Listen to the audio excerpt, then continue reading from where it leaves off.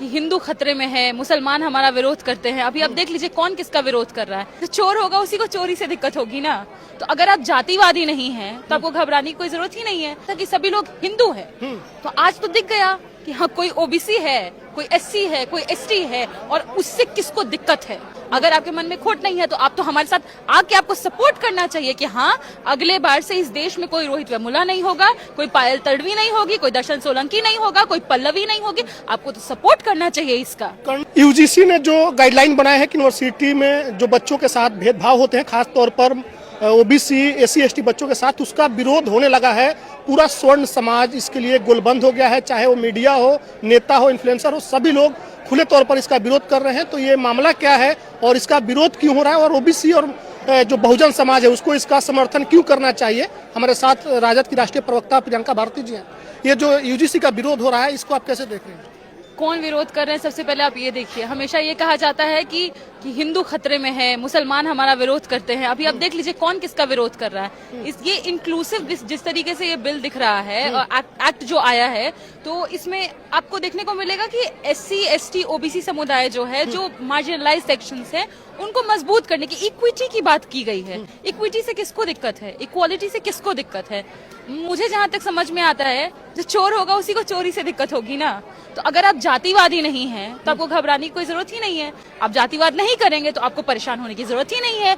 अगर आप जातिवाद करेंगे तो ऐसे भी तो कानून आपके खिलाफ है ही। आर्टिकल 15 से लेकर के आर्टिकल 19 आपको आप अगर किसी भी एससी एसटी ओबीसी समुदाय, मतलब वंचित जो तबका है, जो बहुजन कम्युनिटी है, उसके खिलाफ अगर काम करने की आपकी मंशा है, तभी आप इससे घबराएंगे, अदरवाइज आप नहीं घबराएंगे। तो आप कह रहे हैं कि जो लोग विरोध कर रहे हैं उनके मन में खोट है, वो लोग शोषण करते हैं? बिल्कुल है, बिल्कुल है। मतलब आप तो इससे पहले तो ये कह रहे थे, हम भाजपा का जो लाइन है और जो लोग अभी ये बातें लिख रहे हैं, इसके खिलाफ बोल रहे हैं, वो सारे के सारे भाजपा ही हैं। और इनका लाइन होता था कि सभी लोग हिंदू है। तो आज तो दिख गया कि हाँ, कोई ओबीसी है, कोई एससी है, कोई एसटी है, और उससे किसको दिक्कत है। जो कास्टिस्ट अप्रोच है जिनका, उनको दिक्कत है। मैं ये नहीं मानती कि सारे के सारे जो अपर्ड कास्ट है वो विरोध कर रहे हैं। उसके भीतर जो कास्टिस्ट प्रवृत्ति है, जो आज तक लिबरल बना हुआ था, खुद को प्रोग्रेसिव दिखा रहा था, हिंदू बता रहा था, अब आपको एसटी दिख रहा है, एससी दिख रहा है, अब आपको वो हिंदू नहीं दिख रहा है, ओबीसी इंक्लूड हो गया। इसके चलते और ये लोग हाहाकार मचाए हुए हैं। क्या ओबीसी समुदाय का शोषण नहीं होता है क्या? सीधी बात है कि घबराएं वही जिनके मन में खोट हो। अगर आपके मन में खोट नहीं है तो आप तो हमारे साथ आके आपको सपोर्ट करना चाहिए कि हाँ, अगले बार से इस देश में कोई रोहित वेमुला नहीं होगा, कोई पायल तड़वी नहीं होगी, कोई दर्शन सोलंकी नहीं होगा, कोई पल्लवी नहीं होगी। आपको तो सपोर्ट करना चाहिए इसका। करणी सेना कल सड़क पर उतरी थी, खुलेआम धमकी दी गई है कि जो लोग समर्थन में उनको दौड़ा दौड़ा कर पीटेंगे। किनको धमकी दे रहे हैं? अपने नाम भी लिया गया, उसके अलावा अपने ही जो तंत्र में जो इनका सपोर्ट करते हैं। अधिकतर तो ये कहते रहते हैं सिस्टम हमारा है, तो किसका विरोध कर रहे हैं आप लोग? सीधी बात है, अगर विरोध कोई मतलब मुझे तो पूरा मंडल एजिटेशन याद आता है। जो उस समय भी जब मंडल कमीशन आया, उस समय कौन लोग विरोध कर रहे थे, कौन सड़कों पर थे, बड़े बड़े विश्वविद्यालय से कौन लोग पहुंचे हुए थे जो लोग विरोध कर रहे थे। आज दलित वंचित तबका विश्वविद्यालय क्या पहुंच गया, आपको तकलीफ शुरू हो गई। सीधी बात है, मैं मानती हूँ कि जो इसका विरोध कर रहा है, कोई भी व्यक्ति जो इसका विरोध कर रहा है, वो कास्टिस्ट है। आप एक छात्र नेता हैं, आप यूनिवर्सिटी में है, जेएनयू में है, कास्टिस्ट सच्चाई है, होता है, नहीं होता है? बिल्कुल होता है। नहीं होता तो हमारे यूनिवर्सिटी में मुत्थू की मृत्यु की होती। मृत्यु क्या मैं कहूंगी, वो हत्या है, हत्या है। आप जिन लोगों को देखिए, और हत्या करने के बाद तो उसको जस्टिफाई करने लगते हैं। आप रोहित वेमुला का पूरा केस उठा करके देखिए क्या हुआ। पहले उनको रस्टिकेट किया गया, उसके बाद वीसी को खत कौन लिख रहा है? स्मृति ईरानी ने खत लिखा कि टेक एक्शन अगेंस्ट देम। उनको हॉस्टल से निकाल दिया गया, उसे हॉस्टल छीन लिया गया। अब मैं वंचित तबके से आती हूँ, मेरा घर आर्थिक तौर पर मजबूत नहीं था। अगर ये मान के चलिए मुझे हॉस्टल तक नहीं मिलता तो मेरा सर्वाइवल ही नहीं हो पाता, मैं पढ़ ही नहीं पाती। वही उनके साथ हुआ, उनका स्कॉलरशिप छीन लिया गया। मरते वक्त उन्होंने खत लिखा, खत में ये लिखा कि जो मेरे स्कॉलरशिप का पैसा होगा मेरे घर परिवार तक पहुंचा देना। वो व्यक्ति इतना टूटा हुआ था, वो कह रहे हैं कि मेरा जन्म एक हादसा है, मतलब हमारा जन्म ले लेना एक ट्रेजेडी है।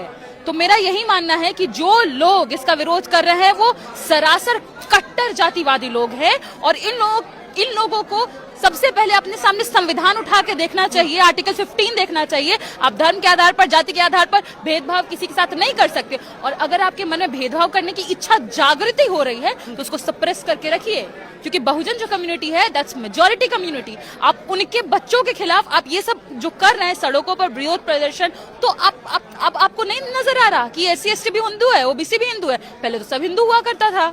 क्या मानते हैं हिंदू आपको लोग, जो लोग हिंदू एकता की बात करते थे पहले? अगर मान रहे होते तो संत यादव की चोटी उखाड़ी गई होती क्या?